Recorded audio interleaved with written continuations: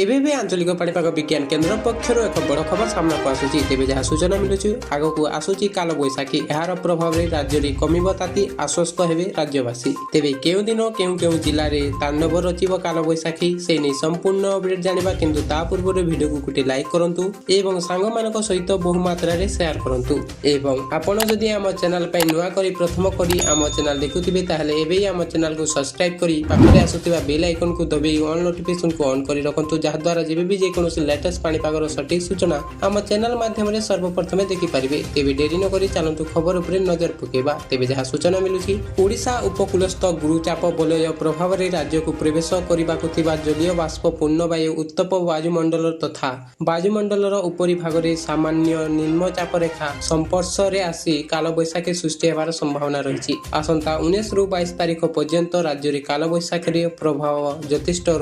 वायुमंडल उपरी भाग में एक निम्नचाप रेखा सृष्टि होवार संभावना थिबा बेले बंगोपसागर में एक गुरुचाप बलय ओडिशा उपकूलस्थ हेबा सह जलीय बाष्प पूर्ण वायु यथेष्ट मात्रा राज्य मध्य को प्रवेश करिवार संभावना रही एही जलीय बाष्प पूर्ण वायु उत्तप्त वायुमंडल संस्पर्श में आसी बिजुली घड़घड़ी सह वर्षा पवन घंटा प्रति 50 रु 60 किलोमीटर एवं झटका 70 किलोमीटर जाए तथा किछि अंचल रे कुआपथर वर्षा संभावना रही एने पाणीपाग विभाग पक्षरु सूचना दिया जायछि बास एहा थिला एबेकार लेटेस्ट अपडेट एमिति लेटेस्ट अपडेट पई हम आकाश टीवी सहित जोड़ी होई रहंतु।